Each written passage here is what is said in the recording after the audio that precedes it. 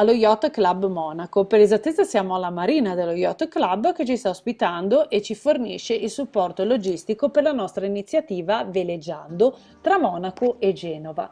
Il grande giorno per la nostra partenza qui da Monaco si avvicina e stiamo preparando tutto per avventurarci sulla rotta Monaco-Genova in barca a vela. Stiamo sull'imbarcazione Fiera Mosca di Riviera Sailing Academy.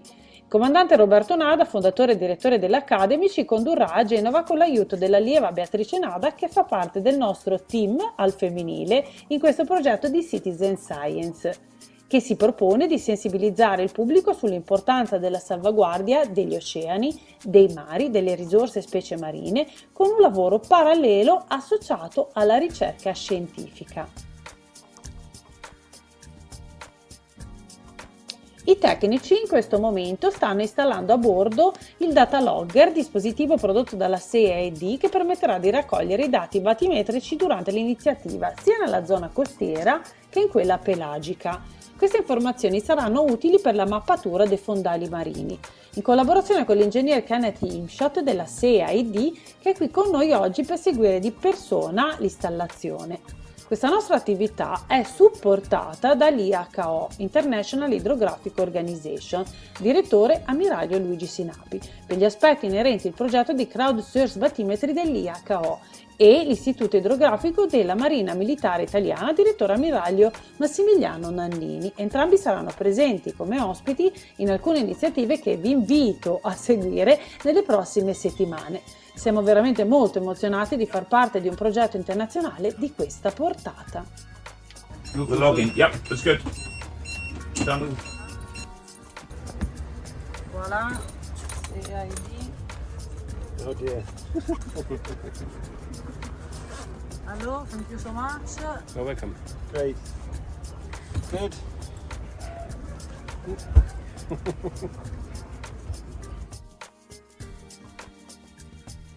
Altre organizzazioni ci appoggiano in questo progetto di Citizen Science e sono il Centro Scientifico di Monaco nella persona del professor Denis Aleman e il Genoa Marine Center, stazione zoologica Anton Dorn, con il suo direttore professor Paolo Guidetti, che sono già stati con noi nella seconda fase del progetto Veleggiando, che ha interessato le attività con le nuove generazioni lo scorso luglio.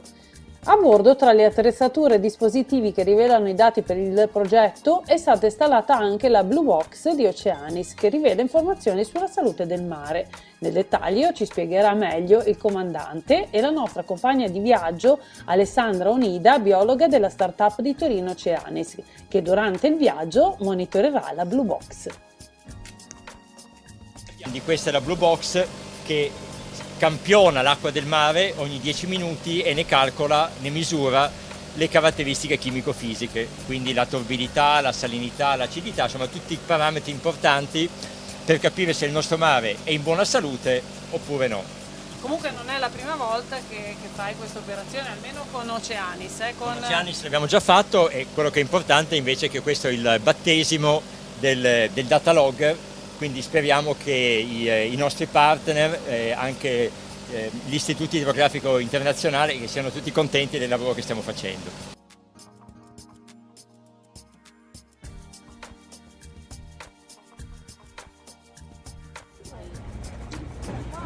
Bene, stiamo partendo, tutto è pronto e funzionante, la strumentazione è stata collaudata e adesso la collauderemo anche in mare. Beatrice assiste il comandante nelle fasi per poter salpare e ci stanno raggiungendo anche gli assistenti della marina dello Yacht Club. Alessandra Onida si è premurata del funzionamento del macchinario Blue Box e Anna sta mettendo a punto tutte le sue attrezzature per foto e video. Buon viaggio e iniziamo il nostro veleggiando tra Monaco e Genova.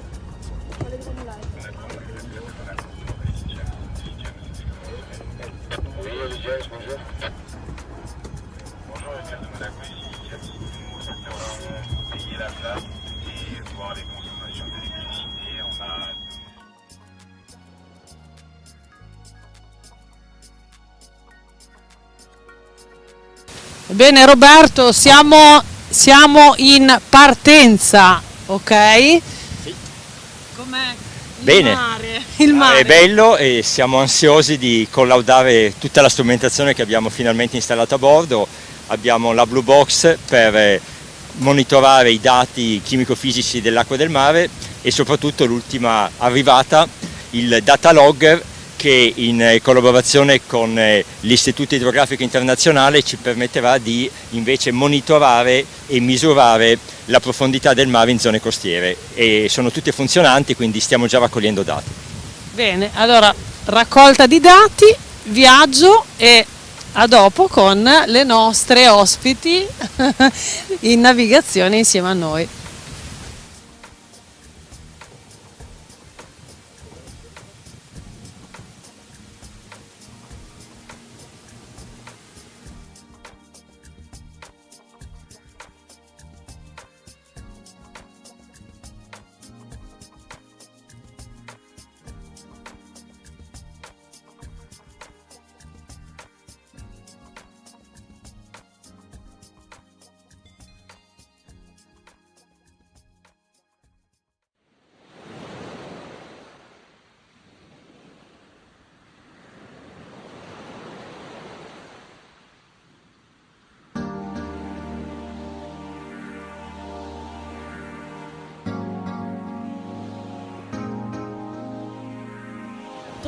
Caro Roberto, noi poi ci addentriamo nel cuore del Fieramosca. E certo, perché tutti vedono la coperta e poi tutti mi chiedono che cosa c'è sotto, e il bello è come sempre ben nascosto, quindi andremo sotto a vedere tutte le cose che nascondiamo sotto coperta.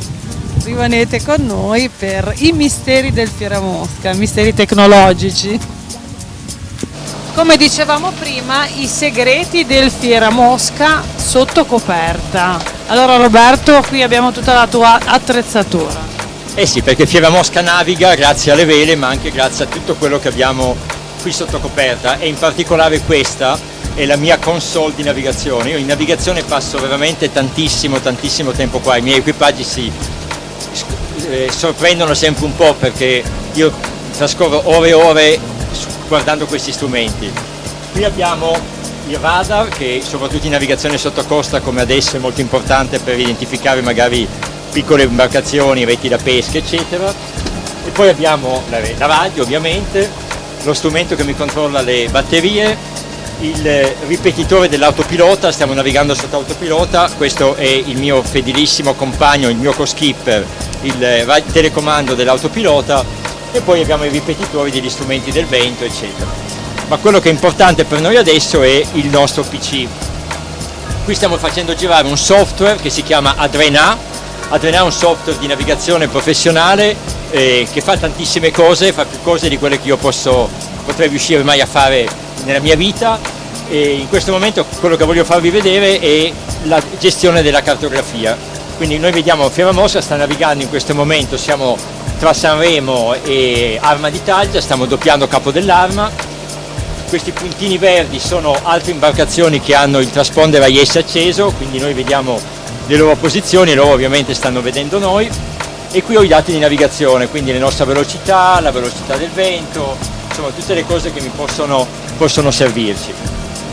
In particolare, visto che abbiamo installato a bordo ieri il data logger e dobbiamo raccogliere dati di profondità dei fondali dove stiamo navigando, qui stiamo navigando molto vicino alla costa e qui la profondità è indicativamente 20, 30, 40 metri, quindi il data logger sta lavorando alla grande e sta raccogliendo, spero, dei dati che saranno utili per le successive elaborazioni. Quindi il nostro ingegnere Kenneth Imshoff e la IHO per questa collaborazione saranno ben lieti perché ci siamo avvicinati molto. Speriamo proprio di sì, e allo stesso tempo, visto che siamo sotto costa, quindi anche vicino a una zona di spiaggia, delle zone turisticamente importanti, qui abbiamo la nostra Blue Box di Oceanis che sta raccogliendo i dati che verranno elaborati in seguito. Quindi abbiamo scoperto i segreti del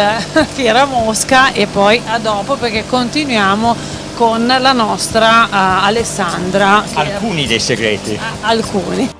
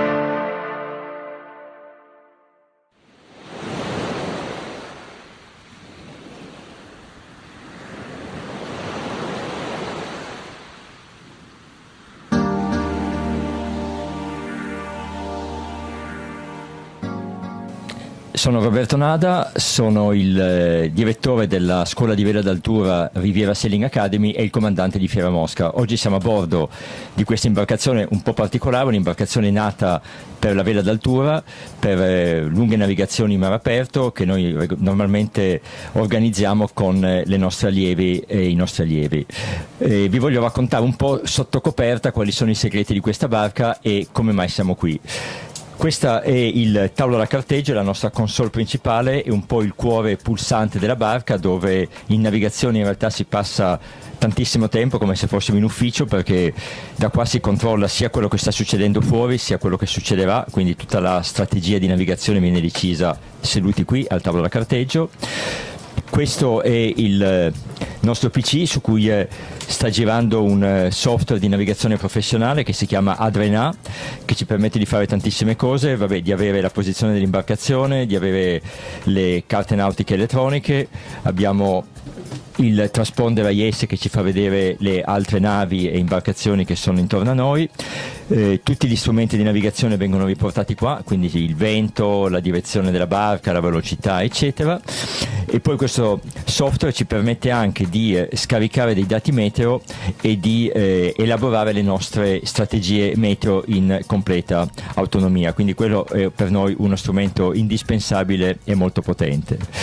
Mentre invece qui abbiamo gli strumenti della barca, quindi lo scandaglio di cui parleremo tra poco, abbiamo la velocità della barca, lo strumento del vento, l'autopilota ha anche un ripetitore che è questo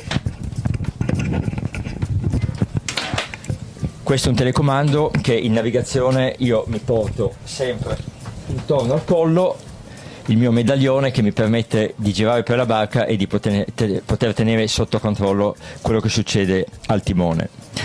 La radio VHF ovviamente è fondamentale per le comunicazioni e per la sicurezza, il radar che insieme al transponder AIS ci permette di vedere che cosa ci sta intorno e soprattutto che cosa si sta avvicinando in maniera un po' troppo spinta alla nostra imbarcazione e manovrare di conseguenza, e il battery control che ci permette di tenere sotto controllo le batterie. Questo è un aspetto molto importante. Le barche moderne come questa, come già si vede qui e adesso ne vedremo altri pezzi, hanno a bordo tantissima elettronica e dipendiamo veramente dall'elettronica per la nostra navigazione, per la nostra sicurezza, soprattutto quando si naviga in equipaggio ridotto come noi facciamo normalmente. Quindi l'energia a bordo è fondamentale, è importantissimo sapere quanta energia ci rimane, come poterla ricaricare in maniera il più pulita ed ecosostenibile possibile, cosa che noi facciamo grazie ai pannelli solari e alle batterie al litio. Un altro oggetto molto importante che abbiamo a bordo è questo. Questo è un EPIRB, è un localizzatore satellitare d'emergenza che ci permette di inviare una richiesta di soccorso immediata in qualunque parte del mondo ci troviamo. Quindi questo è un altro dispositivo fondamentale da avere a bordo. E poi parliamo delle novità che abbiamo, le novità scientifiche. La prima è la Blue Box di Oceanis. Io qui lascerei la parola a Alessandra che racconta qualcosa su questo progetto. Ciao, sono Alessandra Onida, lavoro in Oceanis, che è un'azienda di Torino che ha appunto progettato questa Blue Box. Questa Blue Box nasce da figure professionali molto esperte, come ad esempio il suo presidente Giuseppe Manzella, ex presidente della Commissione Oceanografica Italiana. Lo strumento si chiama appunto Blue Box e può essere posizionata su diversi tipi di imbarcazioni. Permette di raccogliere dati georeferenziati in movimento. Grazie a un semplice sistema di raccolta acqua, un GPS, un sistema di trasmissione, ogni 5 minuti raccoglie acqua, al suo interno la analizza e invia i dati che raccogliamo al nostro sito. I dati che vengono raccolti sono dati di salute, sullo stato di salute del mare, come temperatura, salinità, clorofilla, pH e molti altri, che permettono appunto di analizzare lo stato di salute del mare. Questi dati vengono poi elaborati grazie a degli algoritmi e analizzati in modo scientifico dal team di Oceanis. La Blue Box a bordo di Riviera Sailing Academy di Fiera Mosca è partita il 29 di agosto da Genova, come si può vedere qua, ha compiuto una rotta fino a Monaco. Ci siamo fermati una notte e poi da Monaco il giorno successivo siamo tornati indietro. Questo è stato utile per mappare tutta la zona appunto tra Genova e Monaco e raccogliere dati di stato di salute del mare. Stand Oceanis, area startup, siamo con l'amministratore Antonio Inches, il presidente e l'investitore. Intanto partiamo da Antonio Inches, amministratore di Oceanis. Sì, Oceanis è una startup innovativa iscritta al Politecnico di Torino. Siamo una startup di giovani e meno giovani. Qui ci sono i meno giovani. I giovani li avete visti in barca perché abbiamo portato dei contenuti tecnologici molto importanti. Volevamo raccogliere i dati sullo stato di salute del mare. Siamo i primi? No, siamo gli ultimi? Neanche. Però noi abbiamo fatto una cosa forse differente da tutti quanti. Raccogliamo i dati su imbarcazioni eterogenee in movimento. Stiamo tracciando tutta la costa italiana e di volta in volta raccogliamo questi dati. Quali dati? Ci sono scritti, i principali sono lo stato di salute, la salinità, il pH, la torbidità, la clorofilla, eccetera. Questi dati vengono raccolti da questa box, che è un laboratorio in miniatura, che viene installato a bordo, un semplice tubo in acqua e tutti i dati sono trasmessi sul nostro cloud, visibili da tutti. Una parte sono no profit e una parte per mantenerci su committenti italiani. Abbiamo aperto da questi giorni, dopo lunghe analisi fra di noi, in Spagna, e abbiamo qui il nostro partner, che non è solo investitore, in realtà è una società di cultura ambientale che porta in Italia, e noi possiamo clonare in Spagna quello che abbiamo realizzato all'interno di questo. Qui c'è il presidente, anche lui come me è un po' meno giovane. Quindi Antonio Inches ci presenta, guarda, ti diamo la parola per presentare il presidente di Oceanis, che poi comunque l'avrò vicino a me e qualche immagine anche faremo passare, insomma, dalla regia della vostra box. Sì, lo presento solo per dire che lui viene dal mondo della ricerca scientifica nel mondo del mare, dei dati del mare.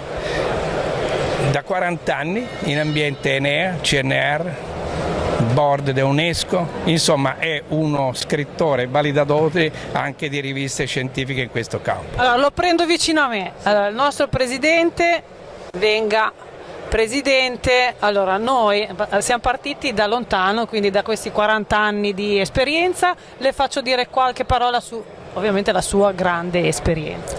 Sì, dunque diciamo che aggiungo a quello che ha già detto Antonio, che di fatto qual è la nostra intenzione? Quello di partecipare un po' ai progressi della società, quindi secondo quello che veniva chiamato il concetto di tripla elica, in cui c'erano le istituzioni di ricerca, la società e la politica. Praticamente l'idea nostra è quella, se non altro, di unire società e il mondo della ricerca insieme, assieme praticamente al mondo poi anche dell'economia. Quindi creare un punto di riferimento per tutti quanti in cui ci si possa riconoscere, ci si possa anche dialogare. Quindi questo è un po' anche il concetto che in qualche modo completa l'idea già espressa da Antonio. Allora, grazie Presidente, rimanga con me perché poi le facciamo fare il saluto finale. Passiamo al nostro investitore e Antonio Fabrizio. Spagna, parliamo di Spagna, parliamo di Oceanis in Spagna.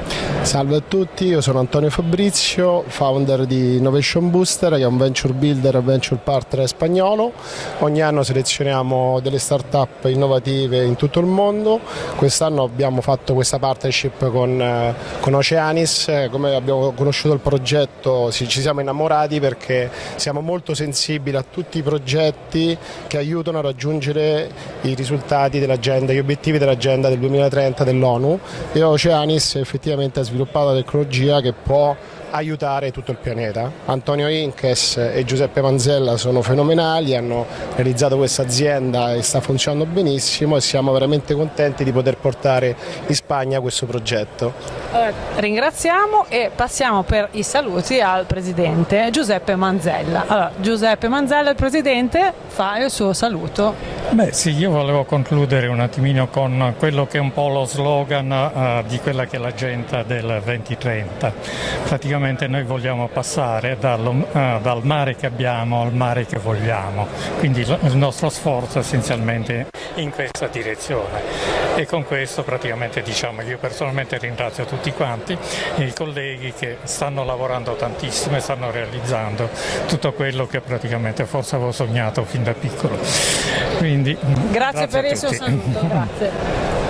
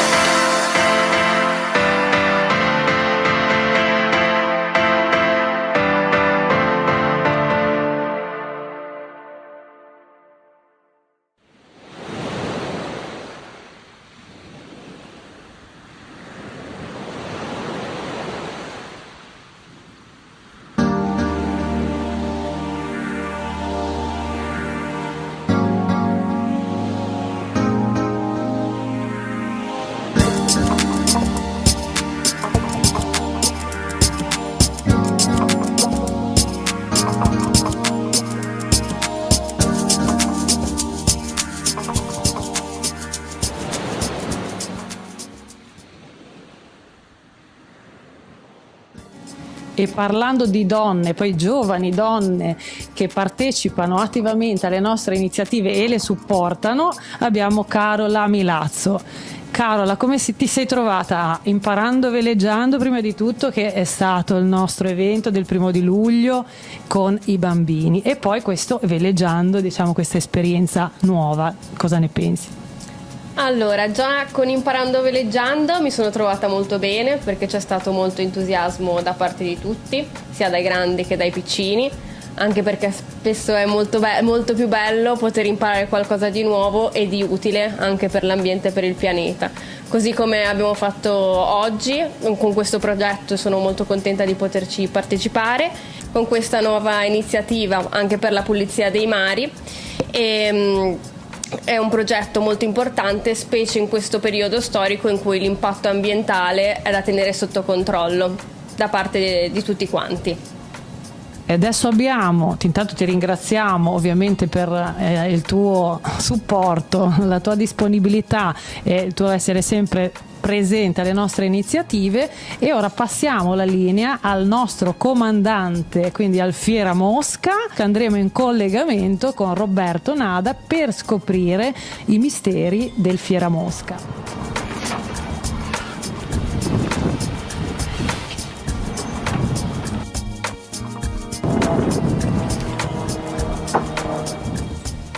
Sono Roberto Nada, sono il direttore della scuola di vela d'altura Riviera Sailing Academy e il comandante di Fiera Mosca. Oggi siamo a bordo di questa imbarcazione un po' particolare, un'imbarcazione nata per la vela d'altura, per lunghe navigazioni in mare aperto, che noi normalmente organizziamo con le nostre allievi e i nostri allievi.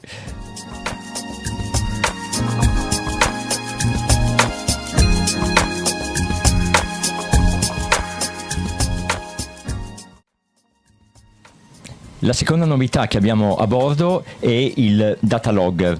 Il data logger è uno strumento molto semplice che si interfaccia con lo scandaglio di bordo e memorizza in modo georeferenziato le profondità che vengono misurate. Questo è un progetto veramente entusiasmante che è nato con la società che produce il data logger CID ed è stato sponsorizzato dall'Organizzazione Idrografica Internazionale. L'obiettivo è lanciare un progetto di, come si suol dire, crowdsourcing, cioè di raccolta dati a larga scala coinvolgendo tantissime persone, in questo caso tantissime imbarcazioni. Noi siamo i testimonial, siamo gli ambasciatori di questo progetto, quindi stiamo testando il funzionamento di questo apparecchio. Qual è l'obiettivo? L'obiettivo è quello di avere centinaia, migliaia di strumenti come questo, di data logger installati sulle imbarcazioni in navigazione, imbarcazioni da diporto, navi, eccetera, in modo tale da ottenere una mappatura il più precisa possibile dei nostri fondali, dei fondali dei nostri mari. Abbiamo realizzato una prima navigazione sperimentale, una prima missione, navigando da Monaco, dove siamo stati ospiti dello Yacht Club di Monaco, fino a Genova. Abbiamo navigato per 75 miglia raccogliendo dati che adesso sono stati trasmessi ai centri di ricerca per una prima elaborazione. Quindi il progetto ovviamente adesso andrà avanti con ulteriori navigazioni, ulteriori missioni e ulteriori raccolte di dati. Finalmente accanto a me il comandante del Fiera Mosca, Roberto Nada, Riviera Sailing Academy, il fondatore. Parliamo di Riviera Sailing Academy, Roberto. Riviera Sailing Academy è una scuola di vela con sede a Genova che io ho voluto far nascere nel corso della mia carriera imprenditoriale. Io arrivo da un background di attività nel mondo della ricerca e sviluppo, di ricerca scientifica, di innovazione, quindi ho un po' nel mio DNA la voglia di portare cambiamento e ho deciso 15 anni fa di far nascere una scuola vela che fosse innovativa, che fosse portatrice di cambiamento, sia da un punto di vista di contenuti didattici, di contenuti tecnici, di stile, visto che in Italia il mondo della didattica della vela è un mondo un po' arcaico, un po' chiuso. Ecco, ho voluto portare un po' di aria nuova, portando innovazione anche in questo settore. E cosa possiamo dire di questa iniziativa, di questa esperienza che devo dire anche è stata abbastanza dura, almeno per noi signore che eravamo a bordo, poi per te forse ancora di più perché insomma ti sei impegnato molto insomma anche nell'essere anche carino con noi tra virgolette per darci tutte le istruzioni di come comportarci in movimento e in questa iniziativa che comunque non è una cosa da poco fare una rotta Monaco-Genova. Questa rotta Monaco-Genova è stata per me in realtà una navigazione molto bella, abbiamo avuto una meteo favorevole, ho avuto un equipaggio straordinario, quindi alcune persone nell'equipaggio erano absolute beginners, ma tutte quante si sono comportate molto bene, quindi è stata una piacevolissima navigazione. Però è stata soprattutto una navigazione entusiasmante perché possiamo parlare di quello che abbiamo fatto. È stata una navigazione che ci ha dato l'opportunità per la prima volta di testare a bordo due sistemi diversi, distinti, che ci aiuteranno a capire meglio lo stato di salute del nostro mare. Il data logger che ci fornisce dei dati importanti sulla profondità, su come è fatto il fondo marino, quindi ci disegna il fondale marino, e la Blue Box che invece ci permette di monitorare le caratteristiche chimico-fisiche delle acque in cui navighiamo. Ecco, il fatto di poter avere questi due strumenti a bordo, di poter fare una navigazione con gli strumenti che raccolgono dati e sapere che questi dati vengono trasmessi a dei centri scientifici che li utilizzano da subito, è veramente interessante. Quindi sotto questo punto di vista sono onorato di aver potuto fare questa rotta, questa navigazione. Noi ti ringraziamo e veramente anche noi siamo onorati di averti avuto con noi e di averti anche insomma nelle nostre reportage, nelle nostre dirette. Rimanete con noi perché ovviamente abbiamo anche altri personaggi che sono protagonisti di questa iniziativa, quindi avremo prossimamente l'ammiraglio Massimiliano Nannini che è direttore dell'Istituto Idrografico della Marina Militare e il professor Paolo Carlo Guidetti, dirigente di ricerca Dipartimento di Ecologia Marina Integrata, Genoa Marine Center.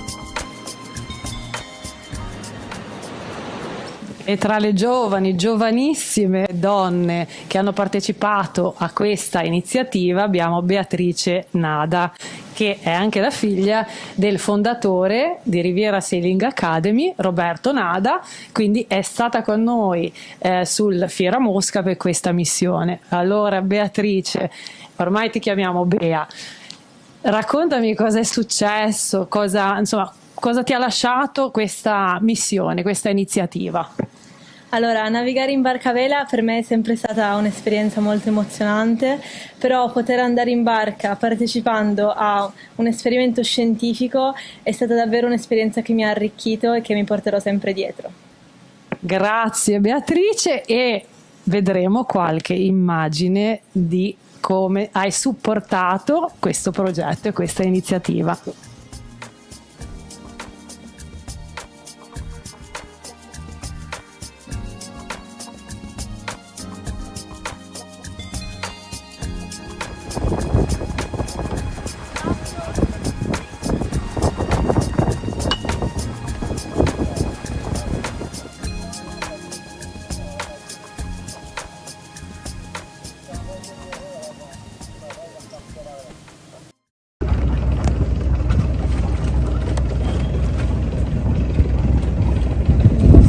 E poi ti vediamo noi alla cena.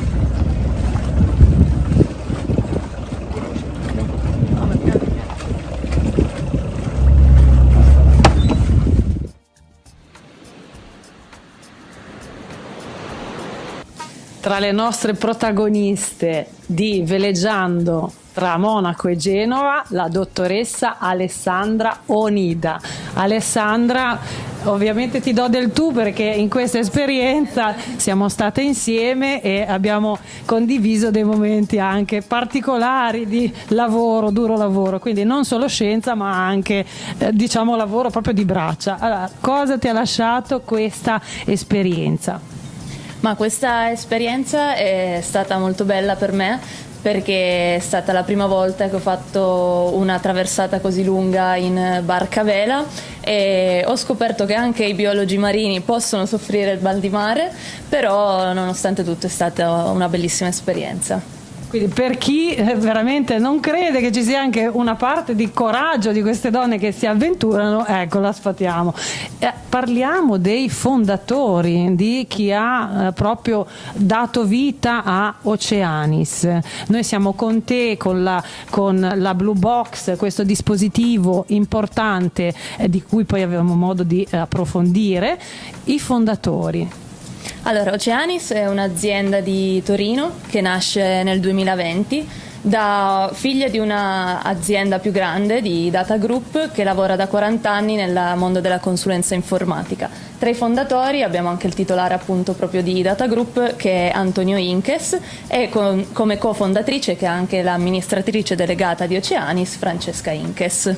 Quindi intanto veramente farei un ringraziamento ovviamente a tutti quelli che sono i fondatori e il direttivo di questa grande azienda, e direi proprio che possiamo andare a vedere le immagini di questa tua esperienza in Veleggiando tra Monaco e Genova.